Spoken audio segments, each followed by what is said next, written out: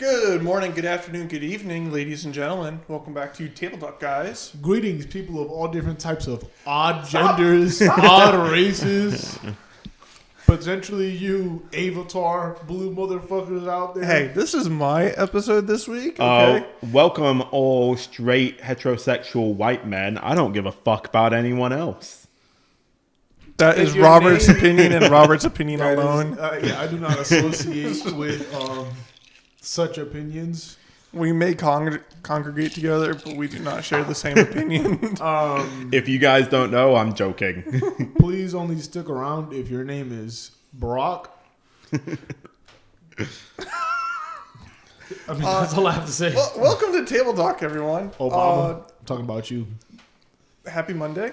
We're talking about following up our quiz on Friday. We're talking about Five Nights at Freddy's, specifically the movies, first and second. Five Nights at Freddy's. He said that. He said that fast. Say it again.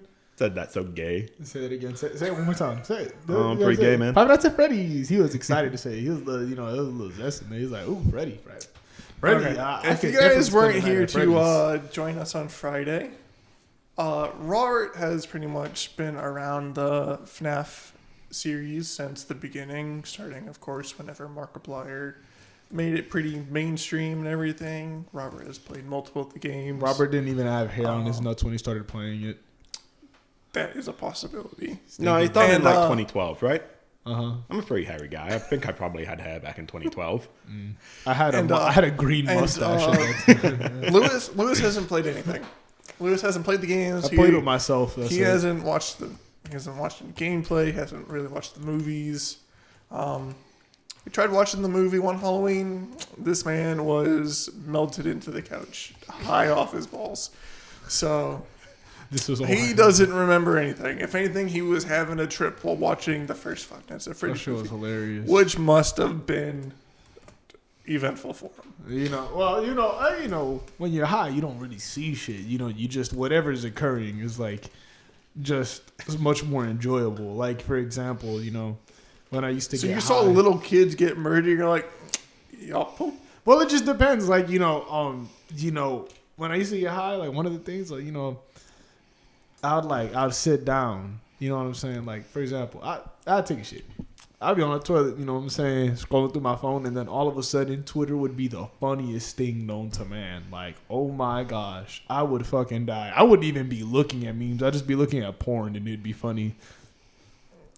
That man watches porn for the plot. Yeah. Confirmed. Drowning in a bathtub. I'm gonna decline to make any further comments. Alrighty. Well, as most of you guys know, Five Nights at Freddy's, these two movies, they have confirmed for a third one. They are off of the video game franchise made by Scott Cawthon, which started out indie horror film, horror game, not film. Kind of came out early 2012-ish era. Many of us were Children. preteens going into our teenage years. Yep. So this was all over YouTube when, of course, we were all absorbing the YouTube content. So, big part of our childhood, except for Lewis.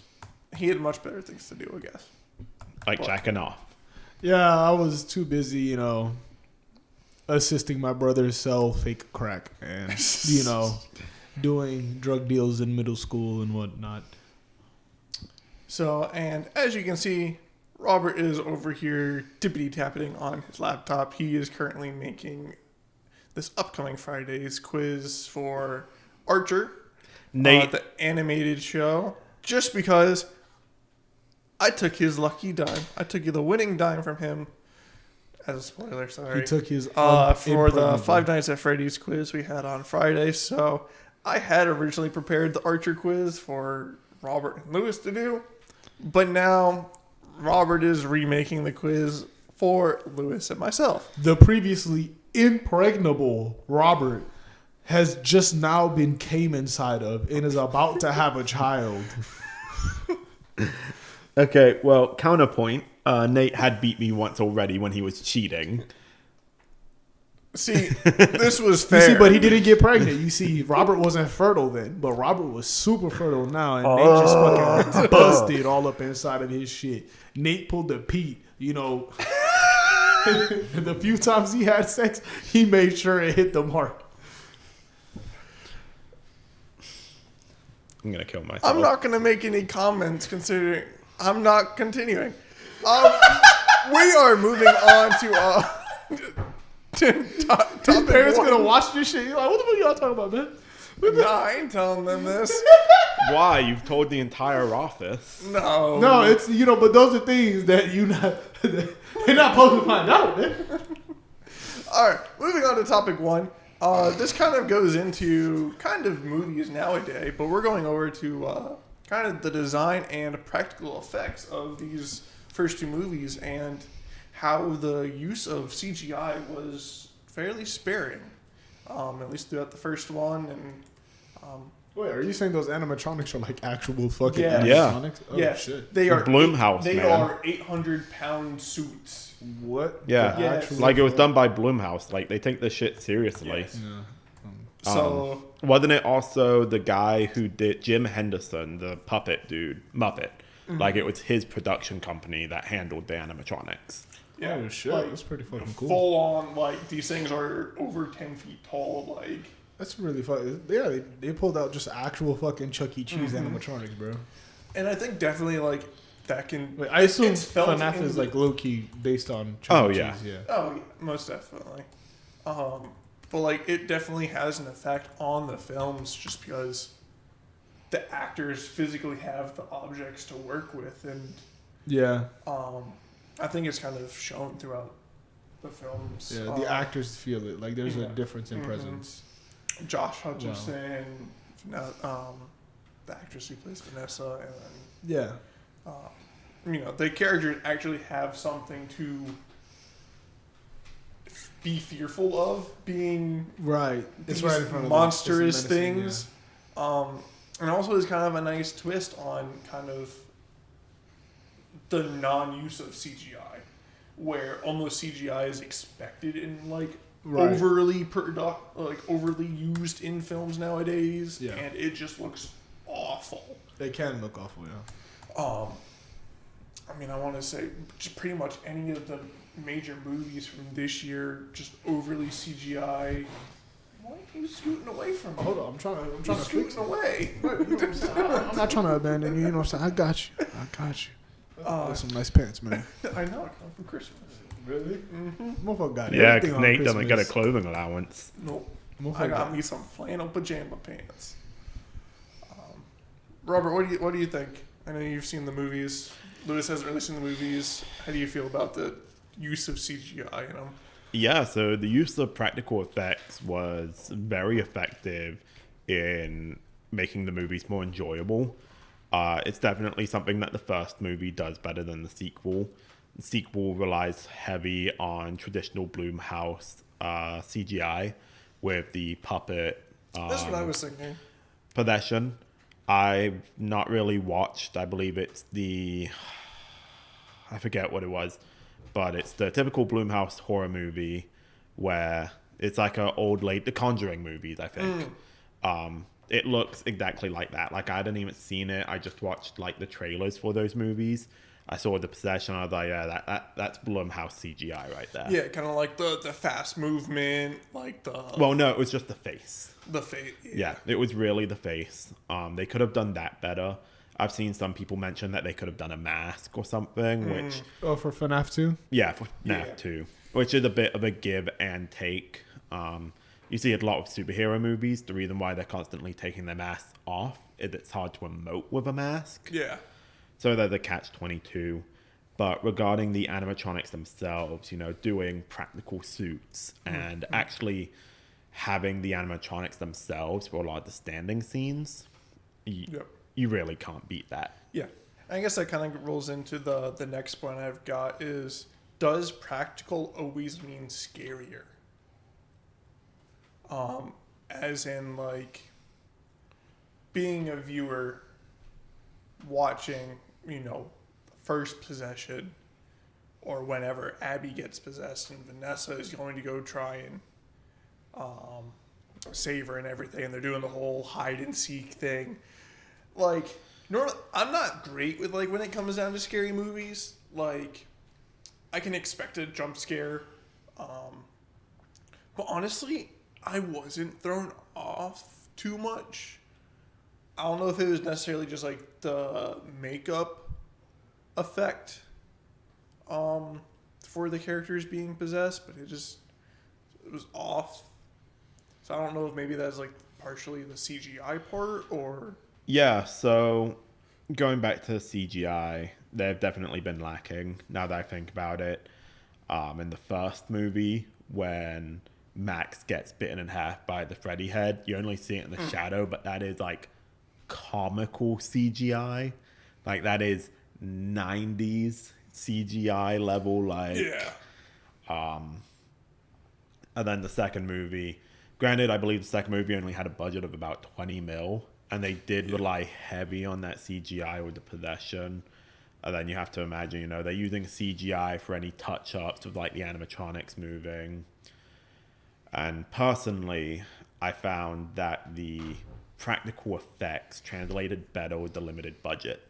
When the puppet chest bursts out of Chica, there was probably some CGI going on there, but it was done with practical effects foremost. Like, the puppet in her chest was a real puppet. Yep. It wasn't a CGI puppet, Yeah. there, or at least it looked real. Yeah.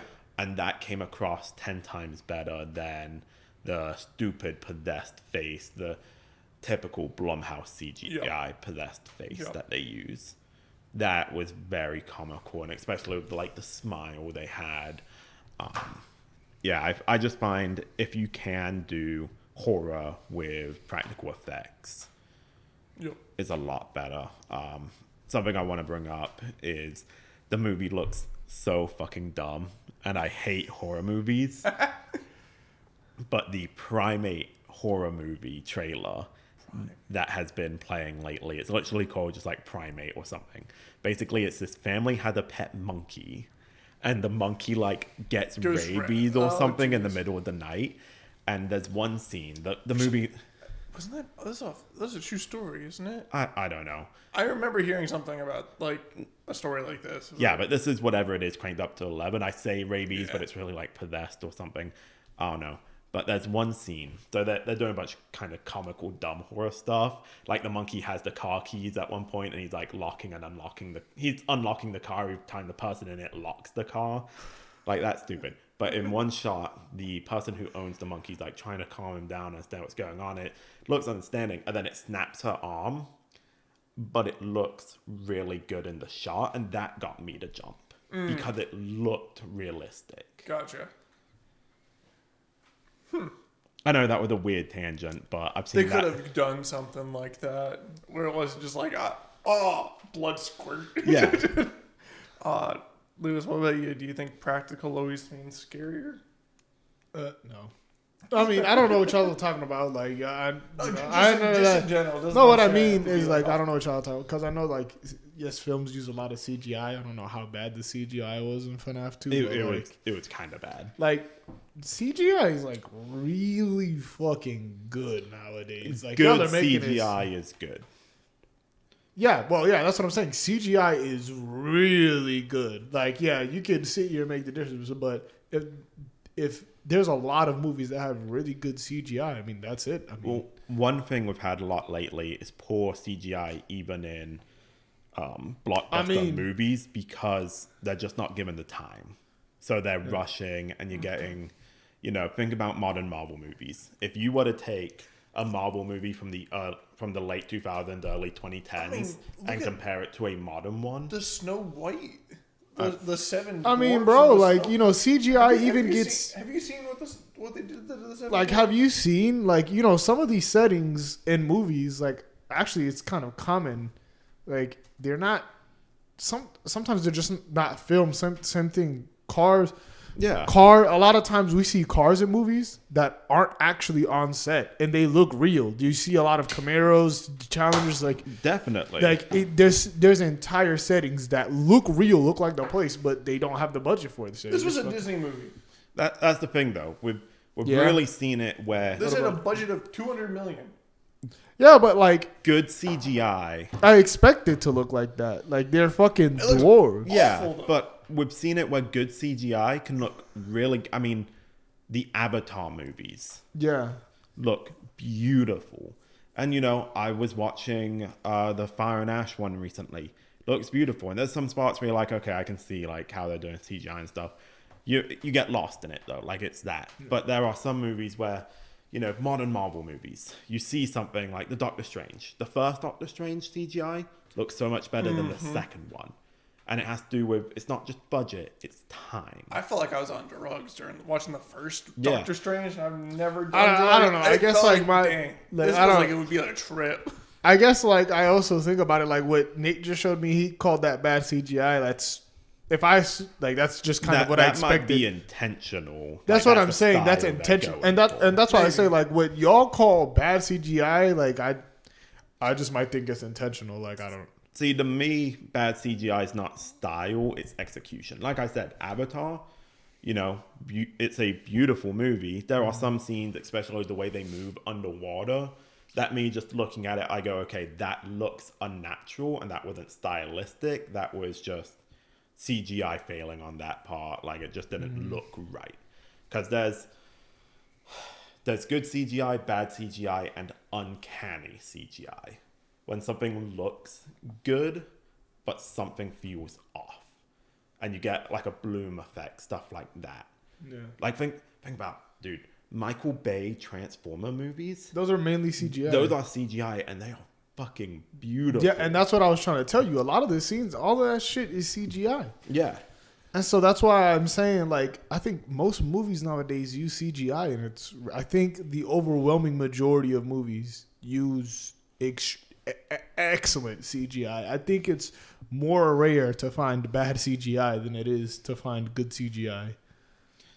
I'm not I'd too say sure about I think that. that's my opinion on I it think nowadays. CGI was better when it was used more sparingly. Well, not even that. I think because there's been a lot of this coming out lately. Because there's only so many like SFX facilities, Yeah. and so what it is they're trying to crank out too much, and they're just not doing it to their full Yeah. potential. Yeah. So we've reached that bell curve where, in the beginning, it's beautiful because Michael Bay is using it, and he's the only one doing a full movie with it. And then you hit your mid 2010s, and you're like, okay, the MCU's throwing this company billions of dollars to keep it going. And then you've hit, the early 2020s, and it's every single movie is doing it.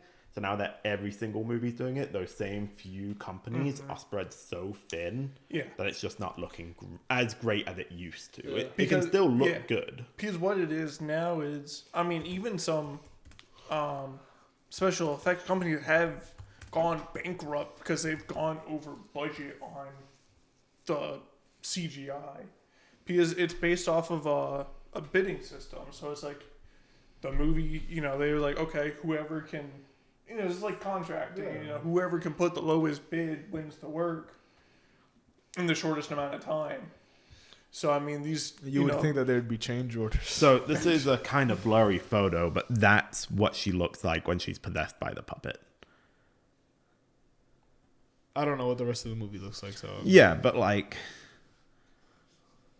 so that is like the animatronic puppet, and then someone gets possessed and they look like that. Like that. That's a real thing, and that's beautiful. And then you get typical Blumhouse CGI. yeah. where it's like, it just doesn't look that great. Yeah. Where I think definitely more of like, I won't say necessarily that practical always means scarier, but it definitely makes it feel more realistic. Yeah. Like Pennywise and It, that casting for Pennywise, The fact the makeup, that the actor could do the eyes Correct. himself instead of them having to do Correct. CGI. I would say just hit like he doesn't have to open his mouth. Just him alone is scary enough. You don't have to add anything to make it now scary. I feel Right.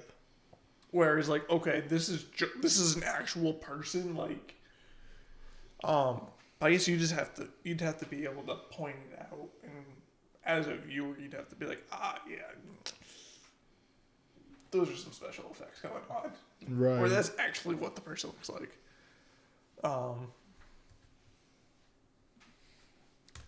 So I guess kind of rolling into the second topic, kind of talking about the sequel. Let's see. Robert, how do you feel? Do you think This this motherfucker spelled sequel wrong. He spelled Sequual, bro. I got it spelled right the second time. EL. Robert, you think the sequel fixed the pacing issues from the first film? See, Robert for me, got I a don't haircut think it to get necessarily bitches. fixed it. You look good with that haircut, by the way. Thanks. Appreciate it. Does look better. It's $90. Really? Yeah. I had to pay for a longer session because I let the hair grow out a lot. That makes sense. You must have been there for like an hour and a half. I was only there for like an hour. Still a pretty long haircut for us guys. Yeah. I don't know. I feel like the pacing was still a little bit off. I think they kind of definitely kept it more in line with the second game. So these movies are supposed to be off of the first 3 games.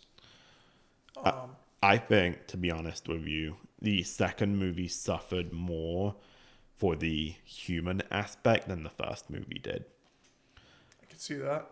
And a big part of that was the inclusion of Abby again. You could have done Mike and Vanessa. You could have had Abby be a character, but having Abby once again be the focus, and her whole subplot with Mr. Bergs. Damn you, Bergs. And her whole, I want to create robots and stuff. And so she builds robots, and then she brings Chica to the science fair and this, that, the other. Yeah. That all felt like a waste of time.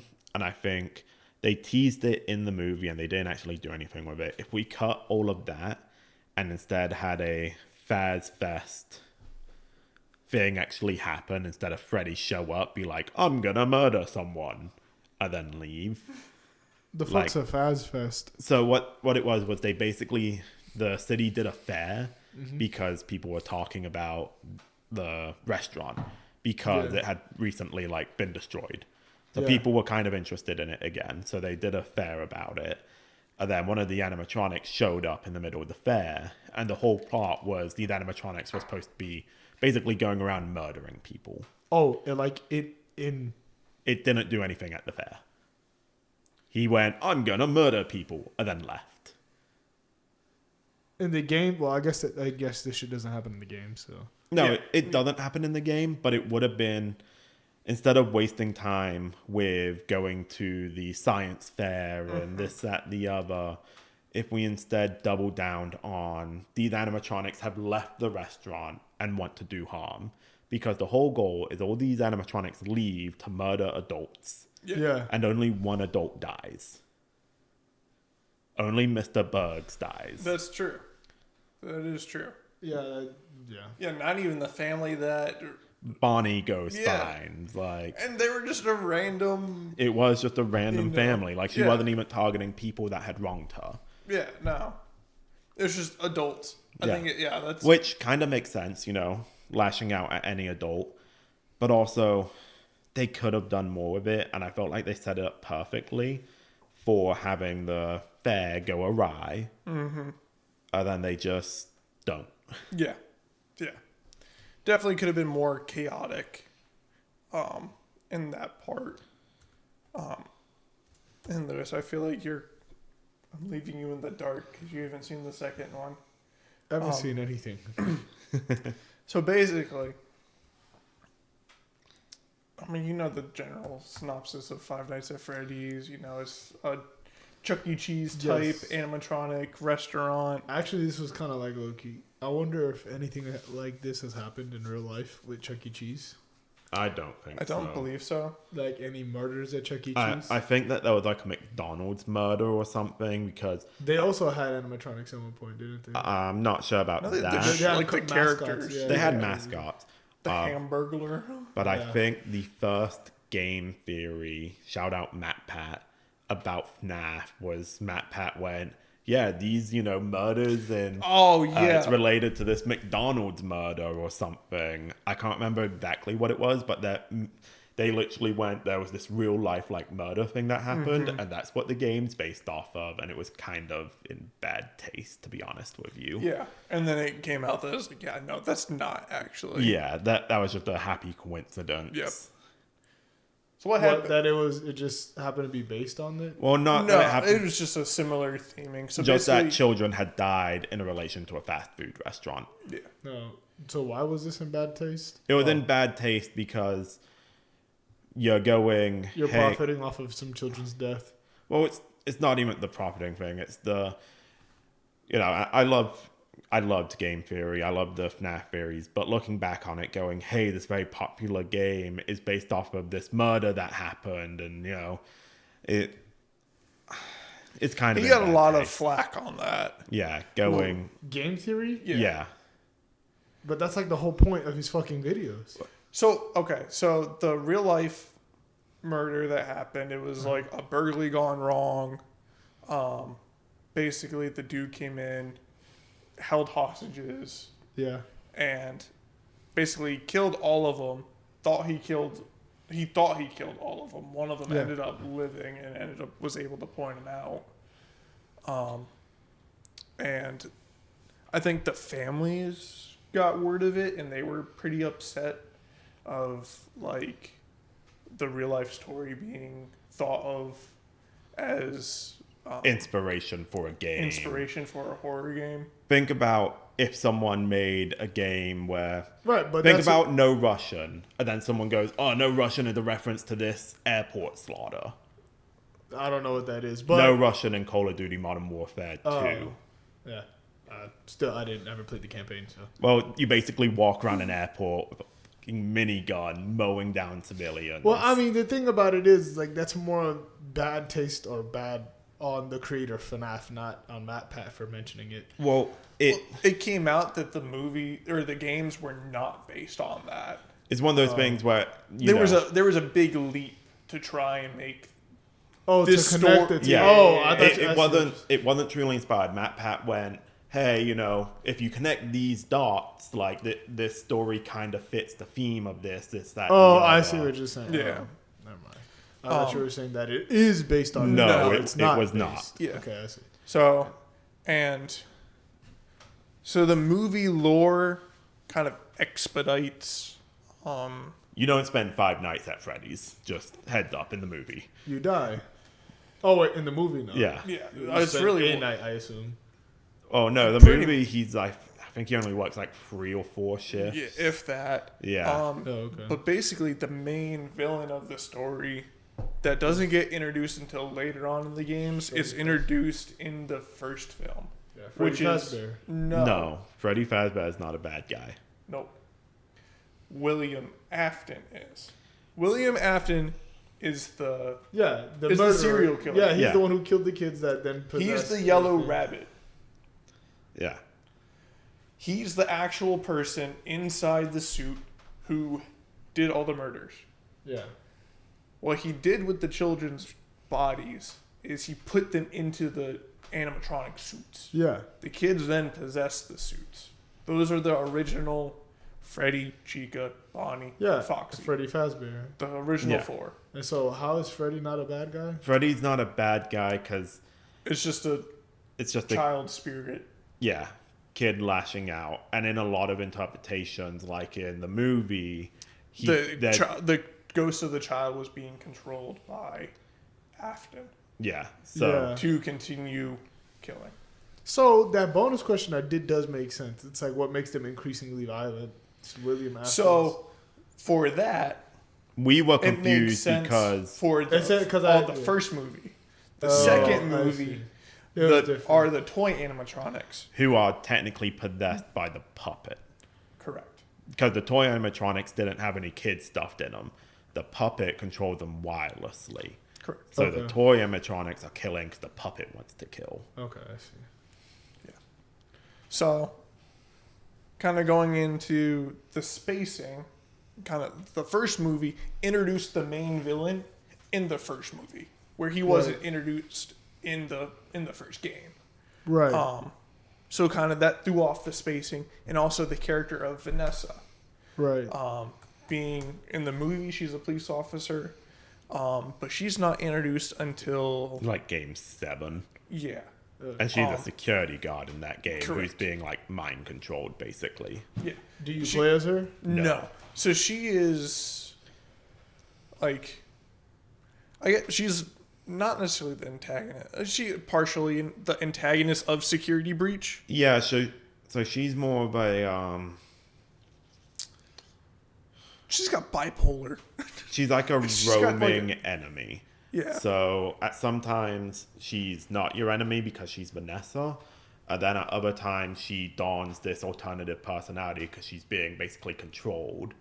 And she wears like a rabbit suit called Vanny. And that is an enemy. And she like roams the site looking for you effectively. So think like Hello Neighbor, how you were supposed to try and avoid the neighbor. It was something like that.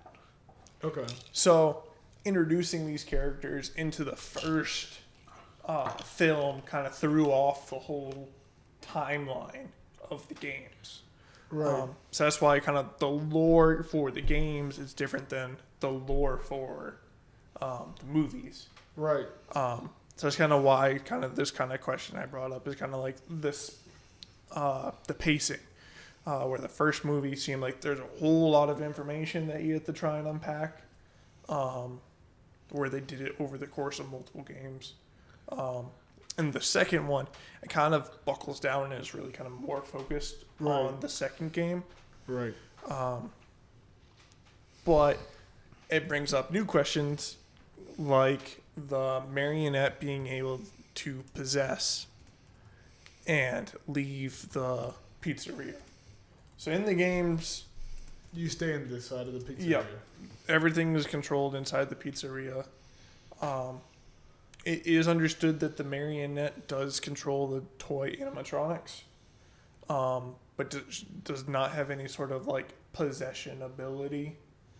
But it's also because in the games, you're the only person in the building Right. working the night shift. So I don't think necessarily they needed to add the possession The aspect. possession bit. Right. But I guess maybe kind of this is how, Scott's able to rework, as the movies are coming out. I was like, I want the series to go this way. Kind of like what happened Right. in, what was it, Dragon Ball, where, as the story progresses, the creator is able to, it's like, I want it to go this way. Was that Dragon Ball? No, it wasn't Dragon Ball. I Was don't it? think so. Robert, you know what I'm talking about? No, I was not listening to you. Like how Scott Cawthon is recreating these movies to retell the story how he fully wants to tell it. Yeah, so that would be more akin to we talked about it a little while ago, the Yeah. Percy Jackson TV show, That's what it is. where Rick Riordan, he wrote the books and he's now going back being like, well, I want to change this to be this. I want to change this scene. I want to change how it flows. You don't necessarily agree with the changes they've made, but with the, what they say, hindsight's 2020. They've looked back and they've gone, I like what I did in the past, but I think I could do better. Yeah. And so they're changing it. You don't necessarily agree. You might agree, but the original is always there.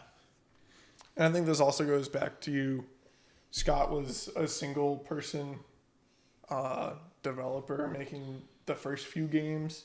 Right. And he was really just like making them one at a time. Didn't really Right. know where the series was going. Didn't have any like end goal or anything like that. It was just Yeah, it became bigger than what he Exactly. The first game was Making- literally his make or break game. correct. He was like out of money because what he was doing was he was making like Christian games before.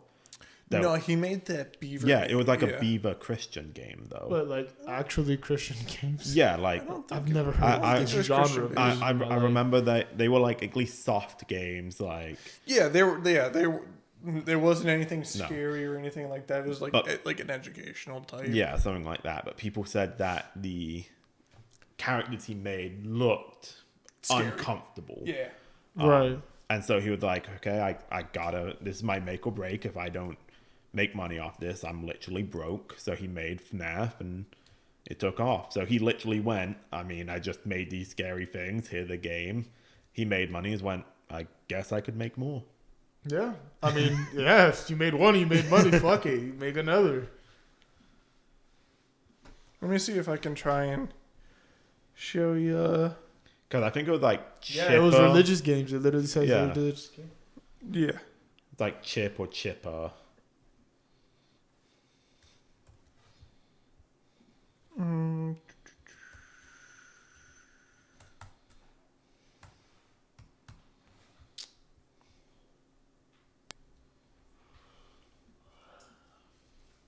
All right.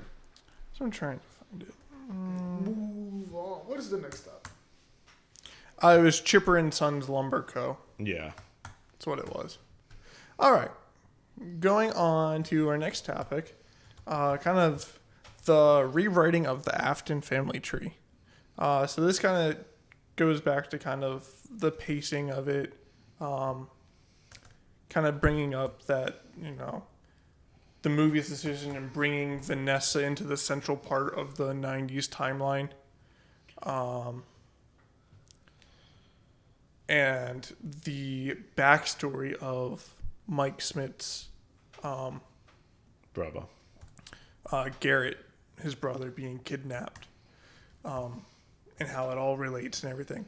So, Lewis, in the movies, main character, Mike Smith, right? He's the security guard, played by Josh Hutcherson. Okay. So, when he was younger, his brother Garrett got kidnapped by William Afton. And And- raped. Was he? Probably not just killed. Touched. If he got killed, it was probably touched. Probably. I mean, you kind of have to, unless you You have a gun. If you have a gun, you don't. But, with anything I mean, else. But then they're dead and you have to touch them. I mean, if you shoot Necrophilia. someone, you don't have to touch them, You do to stuff him in the suit. If you so decide so, too. I actually don't think Garrett was ever stuffed in a suit. We don't know what happened to his So, non. effectively, correct me if I'm wrong, but in British terms, he wet this motherfucker up. I He guess. wet this man. This man, he wet him. Why you? I'm not wet. That's how Man, Lewis can't get Nate wet. You heard it here, that's guys. how the Brits say it. They said, "Hey, yo, That's uncle. a good thing for me. Hey, yo, uncle, you want some problems? I'm gonna wet you up. I'm gonna wet you up." I mean, I guess if you're bleeding, you wet. Yup. I guess. Okay, let's just finish this episode. 'Cause we have no clue what we're doing with this one. I'm trying. You're busy working on the quiz. I'm done. What is this? Oh, okay.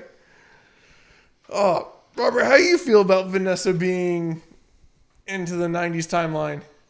Now that you can partake a little bit more and provide Uncle, your after I wet you up, I'm undivided gonna pump attention. Jim. I'm gonna pump Jim I'll say it. after I wet you up. Robert doesn't like it. No, I loved it. No, that was not what I was expecting. I Robert totally likes- shipped Mike and Vanessa. I thought they were Oh, did cute. you? They had a nice dynamic. I think. Robert know- also likes Mega Dragonite. Don't take his opinion too seriously. I felt that it was a good way to do it, considering the first few games don't really have a lot of plot. The later games do. If you could move some of that plot forward, why not? And I mean, it makes sense. We do see a lot of stuff that happened in game. We see Afton get spring trapped. You know, you don't technically see that until the second game, even though it is a flashback in the second game. So, you know, that's great. I really enjoyed Vanessa. You needed more characters no matter what. It couldn't just be Mike, Afton, Abby, who was an original character, whoever else they wanted to add who were all original characters. I mean, at the end of the day, there's only so many characters in FNAF, and Vanessa was... I enjoyed her. Making her a cop with an actual evolution from introducing her the security guard, it added more to the reason why William hasn't been caught, even though he's basically just feeding the security guards to a meat grinder. Because his cop daughter is keeping him from being caught. Yeah. I felt she was a necessary addition, and I really liked her dynamic with Mike. And I don't like the fact that she's evil now at the end of the second movie. That is very true. Oh, she got possessed? Yep. But she didn't, like, get possessed in the normal way. She's, like, kind of in control possessed if you look at it, because she didn't get, like, the full face markings. Was it only half? I think it was just, like, the eyes. No, the she might have had, like, teardrop- some yeah. tear, but she didn't have the, like, full face. Like, What was it? It looks more just like... It was like the very, like, ending. The whole implication is that Vanessa's still somewhat in control, considering she was just kicked out of Mike's family, effectively. He told her to go fuck herself. Yeah. Literally? Literally. The robots were there going to murder her, and she was like, no, this is my family. The robots all die, and Mike goes, you go fuck yourself. Don't ever see my family again. Was basically his quote. Yep. Oh, she said that the robots were her family? No, she said that Mike and Abby were her family. And then the robots get defeated, and Mike's like, you are a terrible person, and you are keeping secrets from me. Don't come near my family again. Oh, shit. Yeah. And then she gets possessed, and like it kind of looks like she's in control, sort of thing. But see, now that could lead into like I think it's like going to the go into the van- Vanny aspect. She's going to be like bipolar or something. Yep. And then I guess that kind of goes into like kind of the movie lore versus, you know, is it better or worse than the game lore? I think the game lore gets hard carried by headcanons due to the lack of information in the first 3 games.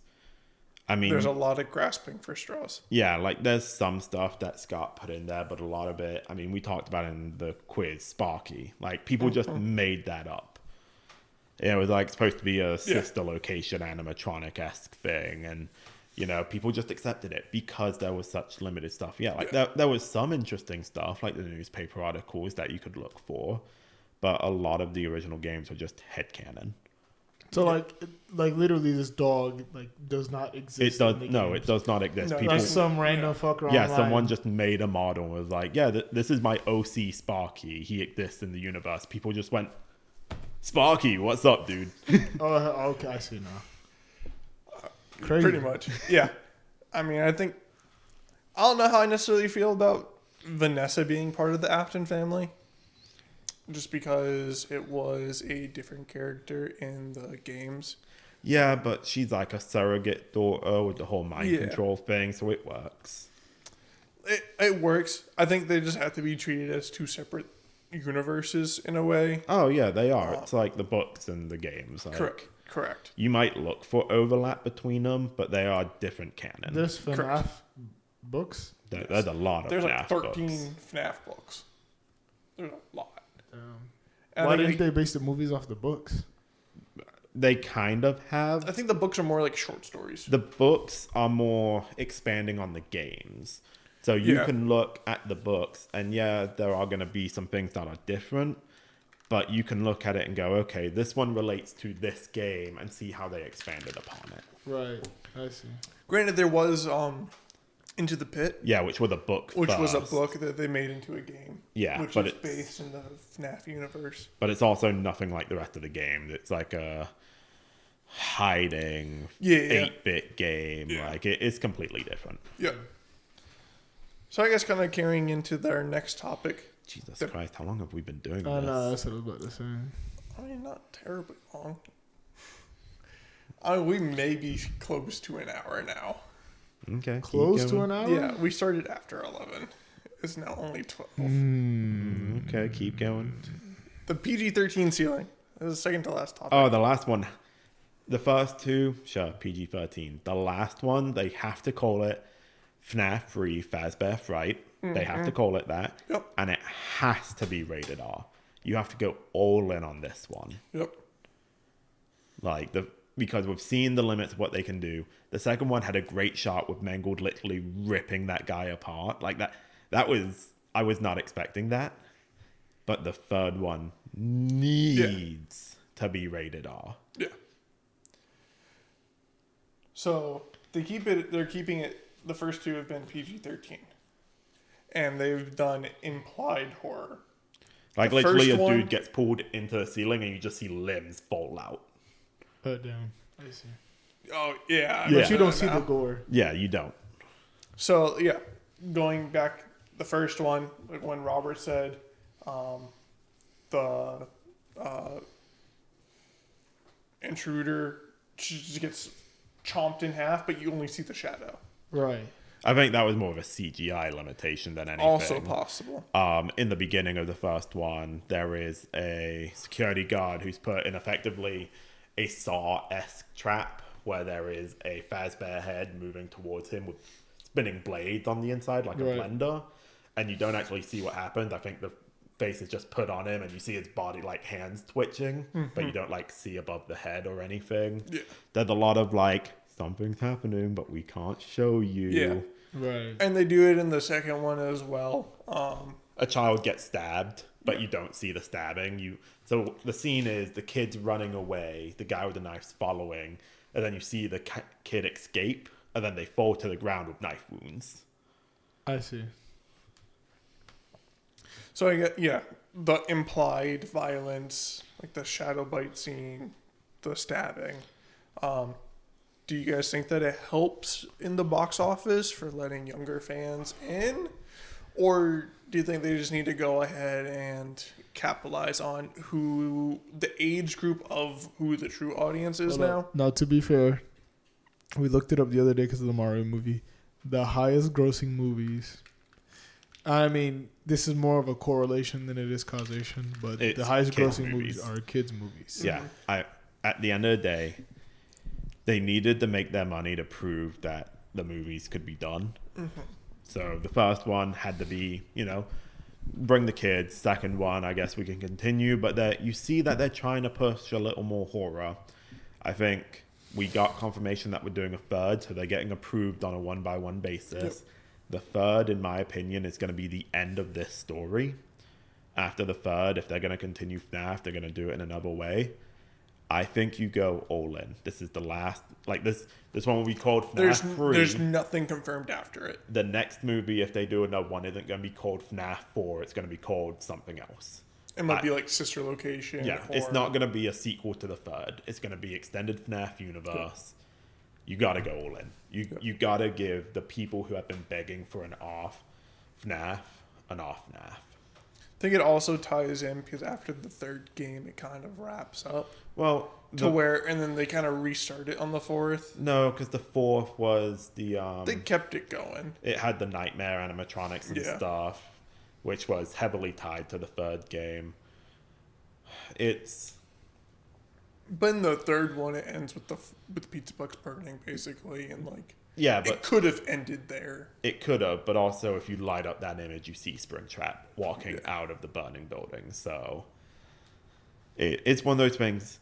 From a movie standpoint, the third one's going to be the last of these movies. There might be more FNAF Yeah. movies. The third one is also the most horror-esque game. In the sense, you literally have a dude in a rotting suit hunting you down. He's the only animatronic. Everything else is just ghosts. Hallucinations and yeah. Yeah, so, What do you mean hallucinations? Is the security guard high or something? well, Basically, the place he's working in has poor ventilation, so you get the system keeps going down, so you lose oxygen. and that can be And triggered by the ghosts. Yeah. Like, they can take out the ventilation and stuff. So it's the things are either possessed or you're hallucinating them because So there's really no, and the only animatronic left how you said is like rotting. yeah, And I it's a assume rotting that's zombie literally. Fazbear. No, it's Springtrap. It's the dude. Yellow Bunny. Yeah, William It's Afton. At William yeah, Afton. William Afton. So, in my opinion, if you're gonna bring him back, because it's confirmed, the end of 2 had him twitching, and they're like, "Hey, we found this animatronic." You're bringing him back. He's literally a rotting zombie. He's still conscious. He's still William Afton. It's not like the kids where they possess Freddy and they kind of become Freddy. This is still just William Afton. So this guy never actually died. No, he's dead, but he's alive. His spirit basically repossessed his body, is the way it's explained. I see. And so if you're gonna do that, you go all in. Yeah. And he basically becomes stronger because now he's one with the suit. Yeah, because he's possessed And the suit is basically like bulletproof because it's just metal. I see. Yeah, that's my opinion. But we should probably call it here. I've got one last thing. Ultimate night guard strategy. If you were trapped in the movie's version of the pizzeria, but you could choose one animatronic to be your bodyguard for the night, which one would it be and why? Cupcake, most confirmed kills. William Afton. I mean, The one who started it all. Yeah. I mean, you. Come on, Nate. What's the difference between Freddy and Golden Freddy? They're just Oh. 2 different suits. Oh. Yeah. So Golden Freddy in the original game, so there's the 4 of them. There's Freddy, Bonnie, Chica, and Foxy. Golden Freddy was kind of like a shiny Pokemon, where every time you took the cameras down, there was like a 1 in 8,000 chance of him spawning and just killing you. And he's literally just a hunched over suit. Like, there's nothing in it. He doesn't walk or anything. He's just a suit lying there and he kills you. I Because see. basically what it was originally was It was it was suit it was a was- golden Freddy and it was the golden Bunny. Yeah. Were the 2 suits that could be worn by people. They had the spring lock mechanism inside. They could be worn by people. They were basically a suit that you could wear or they could stand on their own. Yeah. Right. And then that turned out to be really fucking dangerous. So then they made the normal robots that are just 100% robots. Yep. Oh, so like that happened in real life, like the spring lock suits were like. No, that happened in the game. Oh. Yeah. Oh, In the I- game world. yeah, in the game world, they're like, this shit's fucking dangerous. I see. Because basically any sort of moisture can cause And if the you like spring locks twitched to, wrong, like, collapse on itself and just impale the person wearing it. Oh shit. yeah, That's basi- what happens at the end of the first one. That's how Afton gets trapped in the spring lock suit. Oh, that's how he basically, dies. if anything Basically. happens, the suit goes, oh, I need to go in standby mode. Yeah. And just like, Yep. What the fuck? yeah. But, They're very unstable. okay, Nate, who would you But- have defend yourself? Honestly, Foxy was pretty badass in the second one. Just kind of just hook on Bonnie, just yeet, just step on his head. There you go. Well, we're done. That was a very disappointing FNAF episode for you FNAF fans. I tried my best, everyone. La la la la la la la la. Robert was preoccupied. Catch us on this Friday when we talk about Archer. We do a quiz. Me and Lewis going up against each When we other for talk this about- lucky dime. We'll see if he kicks my butt. I haven't seen Archer, so hopefully he does. When we talk about shoving big cats up my little brother's bum. Bye-bye. Bye, everyone.